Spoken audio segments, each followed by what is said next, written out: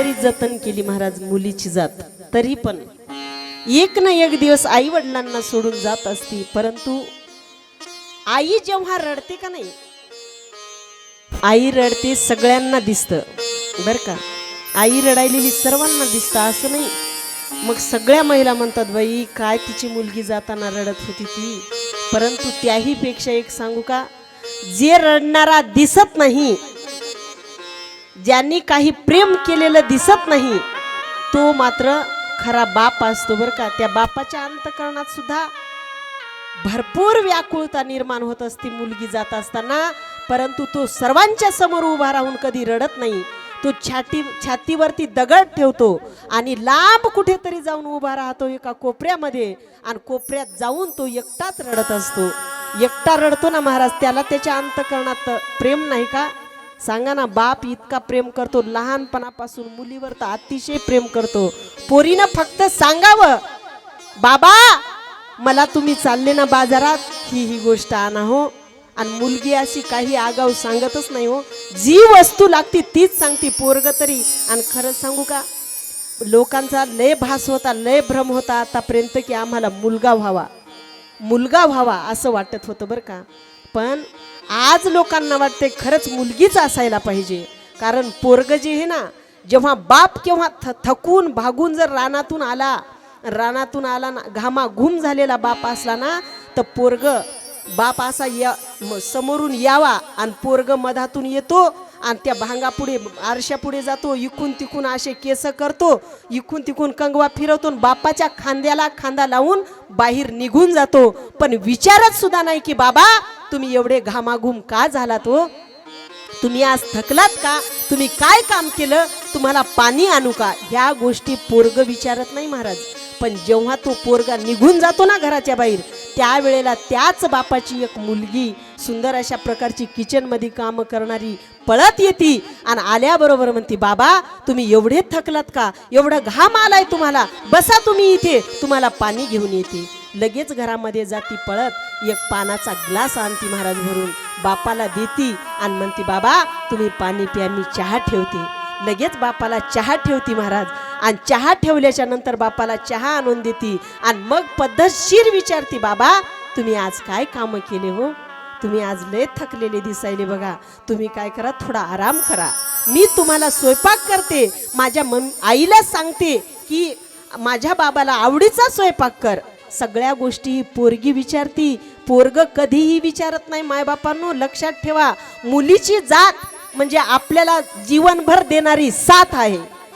लक्षात ठेवा, पोराची जात कधी घाली लात हे सांगता येत नाही.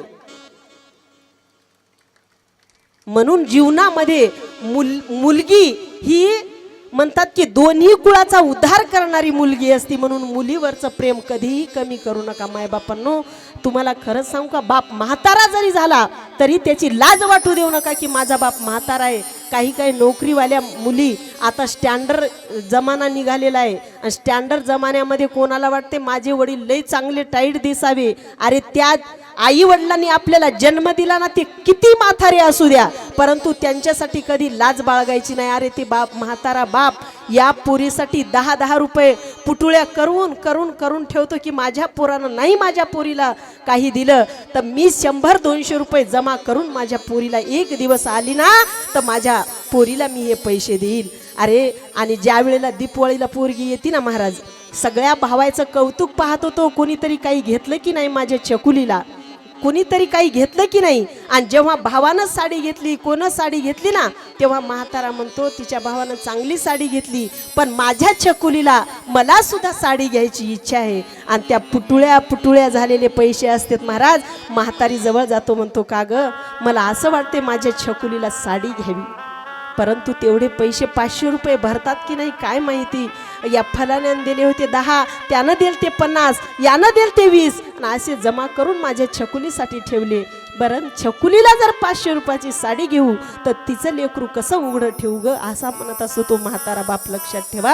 आणि जेव्हा मग दोघांचे कपडे तेवढ्या पैशात होत नाहीत ना महाराज, तर तो लेकीला वाट लावायला जात असताना एसटीच्या जवळ जातो, तिची पिशवी हातात घेते, ती सांगते बाबा तुम्ही येऊ नका हो, मी जाते आता, तुम्ही काठी टेकीत टेकीत कुठपर्यंत येणार आहे, पडाल तुम्ही जा घरी. नाही ग छकुले, तिथपर्यंत येतो, जोपर्यंत तू मला एसटी मध्ये लांब गेलेली दिसत नाही ना तोपर्यंत मी घरी वापस येत नाही. हातामध्ये पिशवी घेत असतो म्हातारा बाप आणि पुढे जातो महाराज.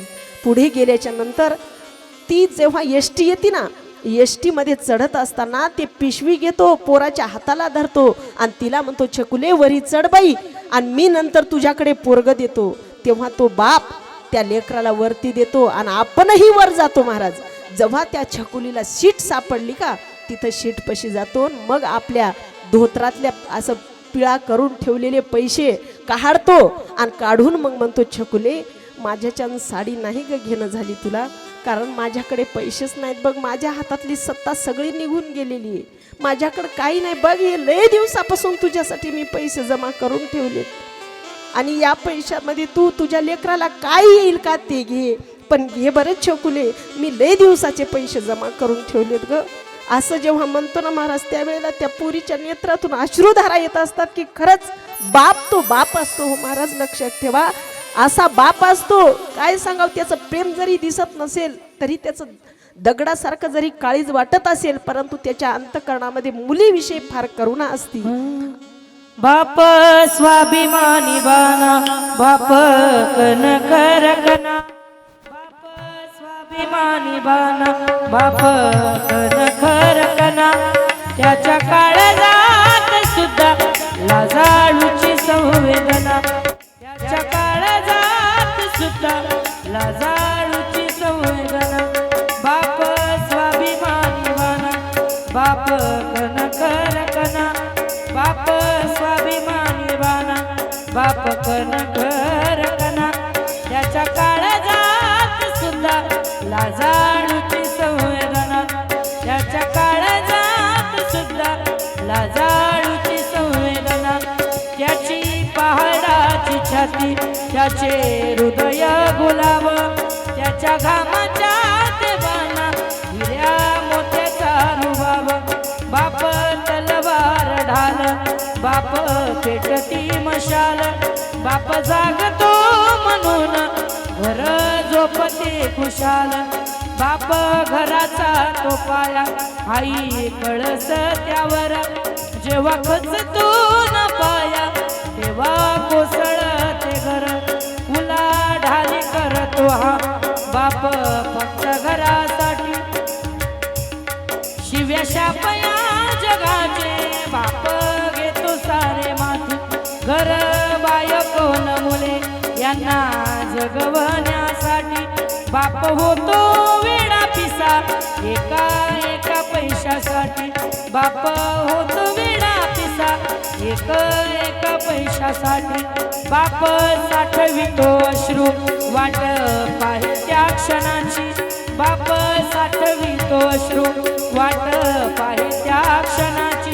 जन्मभराचे रडतो लेक जाताना सासरी, जन्मभराचे रडतो लेक जाताना सासरी, जन्मभराचे रडतो लेक जाताना सासरी.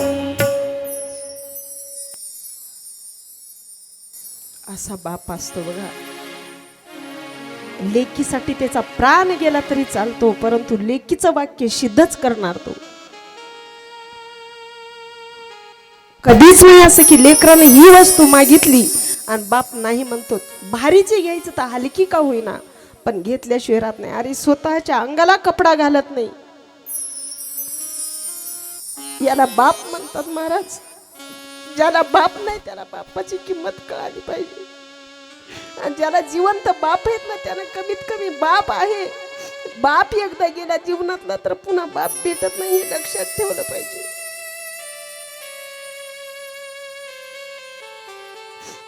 प्रत्येक गोष्टीची किंमत माणसाला कळाली पाहिजे जेव्हाच्या तेव्हा. ज्याला आई नाही त्याला विचारून पहा खरंच आई काय असती. हर एक अपराध पोटात घालणारी आई असती बघा, आणि हर एक कमी पडणारी वस्तू बाप पुरवत असतो. म्हणून माणसाने जीवनामध्ये प्रत्येक गोष्टीचा विचार केला पाहिजे, प्रत्येक गोष्टीला महत्त्व दिलं पाहिजे, सगळ्यांचं प्रेम हस्तगत केलं पाहिजे. एका कवीनं तर फार गोड वर्णन केलंय हो बापाचं, काय सांगावं. उरामदी माया त्याच्या काळ्या मेघावानी, दाखविना कधी कुणा डोळ्यातलं पाणी. जिजू जिजू संसाराचा गाडा हाकला, वटामंदी असू जरी कनावा कला. घडीभर तू थांब जरा, ऐक त्याची रापर, लई अवघडा हे गड्या. ओम गाया बापर, ओम गाया बापर, लई अवघड हाय गड्या. ओम गाया बापर, ओम गाया बापर. उरामदी माया त्याच्या काळ्या मेघावानी, दाखविना कधी कुणा डोळ्यातलं पाणी. जिजू जिजू संसाराचा गाडा हाकला, वटामंदी हातू जरी कनावा कला. घडीभर तू थांब जरा, ऐक त्याची रापर, लई अवघड हाय गड्या. ओम गाया बापर, ओम गाया बापर. लई अवघड हाय गड्या. ओम गाया बापर, ओम गाया बापर. मुकी मुकी माया त्याची मुकी घाल मेलन, मुकी मुकी माया त्याची मुकी घाल मेलन. लेकराच्या पायी उभा जन्म उधळला, आधाराचा वड जणू वाकला आभाळ. त्याच्या आईनं पाचोळं जीन रानो माळ. घडीभर तू थांब जरा, ऐक त्याची रापर, लई अवघड हाय गड्या. ओम गाया बापर, ओम गाया बापर. लई अवघड हाय गड्या. ओम गाया बापर, ओम गाया बापर.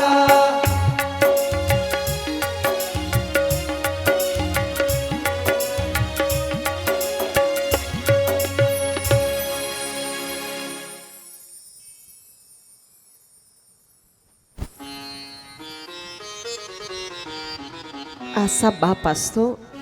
आणि म्हणून माझ्यात सर्व भावांना, इथल्या परतवाडीच्या सर्व भावांना, माझ्या सर्वांना विनंती आहे, कोणाला सगळ्यांना तुम्हाला मायबाप आहेत महाराज. जेवढे जेवढे हे नवतरुण पोरं आहेत ना, जे बापाला व्यवस्थित बोलत नाहीत, बापासोबत त्यांचं कधी पटत नाही, विनंती हे भावांनो माझ्या, एकच एवढा शब्द जरी माझा घेतला तरी बस झाला. आपल्या म्हाताऱ्यांना, आईबापांना फक्त बोलत जा, त्याला दुसरं काही लागत नाही. हो, आपल्याला आतापर्यंत लहानाचं मोठं त्यांनी केलंय, आपल्याला हाय नको त्या गोष्टी त्यांनी पाहिल्यात. आज त्याला आपली गरज आहे, लक्षात ठेवा. काही लागत नाही त्यांना, फक्त एवढंच विचारा, बाबा तुमची तब्येत बरी नाही का हो? अरे अर्ध दुखणं तितक्याच शब्दात त्याचं कमी होतं, त्याला दवाखान्यात न्यायची गरज पडत नाही. फक्त प्रेमानं जाऊन विचारा, बाबा आज तुम्ही सकाळपासून काय उठून बसलेले दिसले नाही, काही दुखतंय का तुमचं, काही दवाखान्यात जायचं का? बघा तुम्ही राहिलं साहिलं सगळं दुखणं त्याचं संपून जातं. फक्त एवढंच विचारा, याच्यापेक्षा काहीच नाही. आईला सुद्धा असंच विचारा.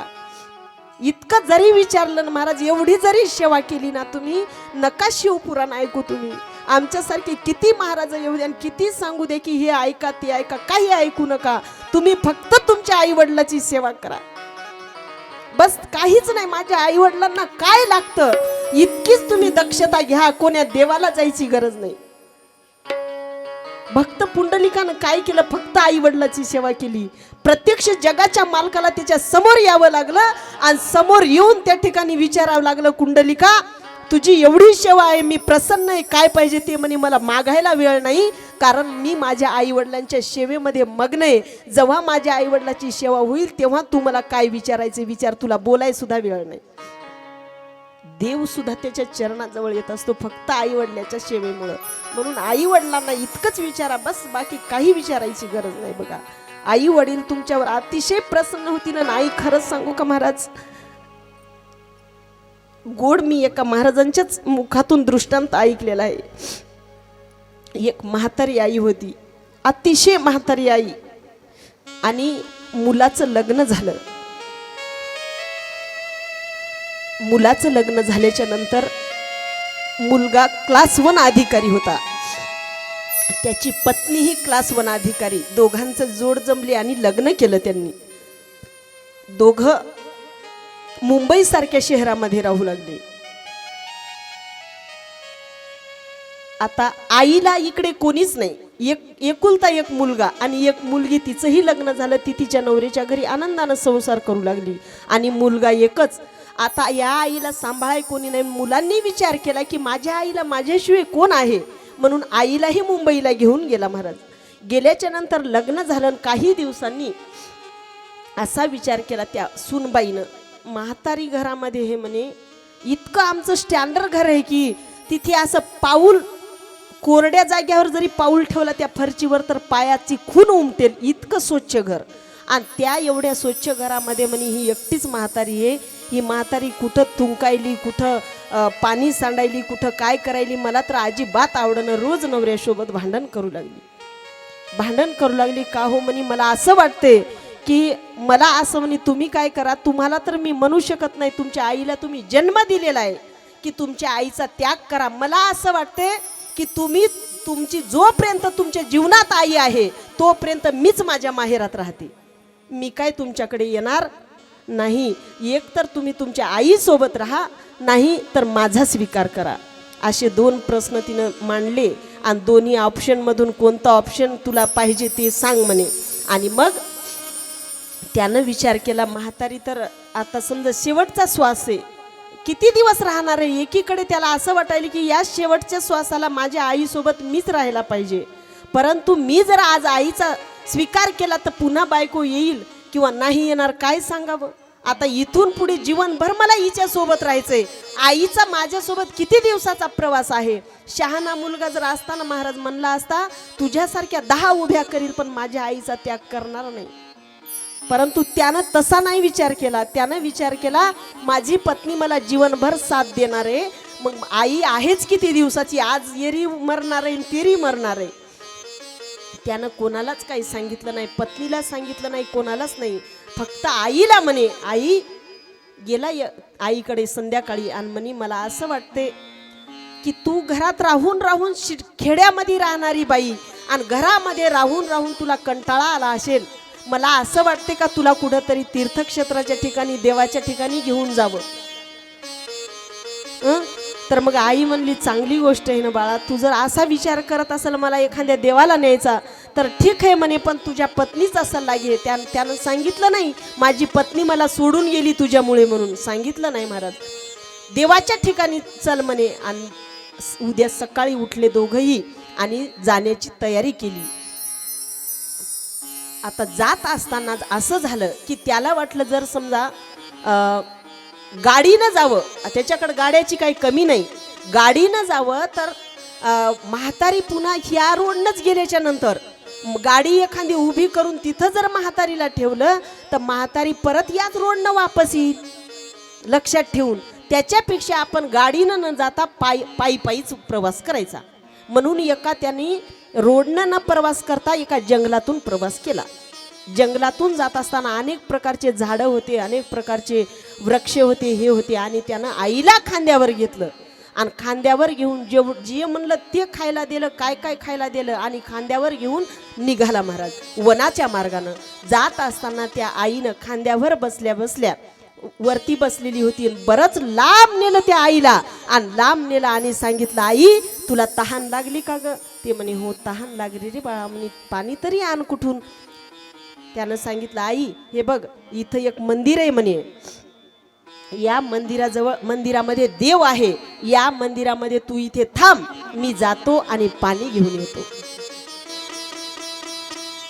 आई त्या मंदिरामध्ये बसली महाराज. बसल्याच्या नंतर हा पाणी आणायचा निमित्त करून गेला आणि पुन्हा त्या म्हातारीकडे. पण तरी बी जात असताना तिनं लांब जाऊ देईल. तिला माहीत होतं माझं पोरग ज्या अर्थी मला घरून इकडे तीर्थक्षेत्राच्या ठिकाणी म्हणून घेऊन आलं ना, आता पोरग पाणी आणण्यासाठी नाही तर आता मला कायमचं सोडून जाण्यासाठीच माझं पोरग आलेलं आहे. म्हणून तिनं फक्त आवाज दिला, बाळा इकडे ये म्हणे थोडं. पोराला वाटलं म्हातारी काय पुन्हा येते काय सोबत. पोरग पुन्हा वापस आलं म्हणे, काय म्हणते आई. काय नाही बाळा, मला एक असं वाटतं म्हणे का तू जर आता घरी जात असील तर तुला रस्ता कळणार नाही. मग म्हणे काहीच नाही म्हणे, ज्या ज्या रस्त्यानं आपण दोघं जण आलो ना त्या रस्त्यानं मी प्रत्येक सगळ्या म्हणजे वाटणं येत असताना सगळ्या वाटणं म्हणे मी पाला तोडून टाकलेला आहे म्हणे. आणि ते पाला तोडून टाकलाय ना त्याच रस्त्याने तू घरी जा म्हणे रिटर्न, नाही तर तुला रस्ता सापडणार नाही. तर ते म्हणे घरी आणि तुला घेऊनच जाणार आहे मी. ती म्हणे बाळा तसं नाही, तुला जर यदा कदाचित जायचंच असेल घरी तर तू मी सांगितलेल्या मार्गानं जा. इकडे तिकडल्या मार्गानं जर जाशील तर तू भटकशील. हे आईचं काळीज आहे महाराज. का माझं पोरग जर वनामध्ये चुकलं, तिला माहित होतं माझं पोरग मला आता कायमचं सोडून जाणार नाही, पण जात असताना त्यानं घरीच जावं, दुसरीकडे जाऊ नये. म्हणून तिनं स्वतःच्या पोराच्या रस्त्याची अगोदरच सगळी तरतूद करून ठेवली. सगळ्या रस्त्यानं पाला टाकत आली होती ती की माझं पोरग चुकू नये. याला आई वडील म्हणतात महाराज की पोरग माराय जरी निघालं तरी आईचं काळीज म्हणते की माझ्या पोराचं सुखाचंच असावं आणि माझं पोरग आनंदीच असावं. याला आई वडील म्हणतात, लक्षात ठेवा. म्हणून अशा आई वडिलांना तुम्ही जर विसराल तर तुम्ही काही जन्माला येऊन काहीच सार्थक केलं नाही. लक्षात ठेवा बघा. कारण प्राण काळजातला जे जीव असतो की नाही, अर्धा प्राण म्हणजे आई वडील असतात बघा. म्हणून अशी आई वडील शेवटपर्यंत, शेवटच्या श्वासापर्यंत आपलं चांगलंच भलं विचार करणारे फक्त आई वडील आहे, याच्या व्यतिरिक्त कोणी नाही बघा. एक तर आई वडील चांगला विचार जोपर्यंत देह आहे तोपर्यंत, आणि अनेक यवण्यामध्ये या जीवाचं रक्षण करणारा फक्त माझा भगवंत आणि संत हे, याच्या व्यतिरिक्त या जीवाचं कल्याण करणारं कोणीच नाही बघा. म्हणून तर महाराज म्हणतात की तेची माझे हित.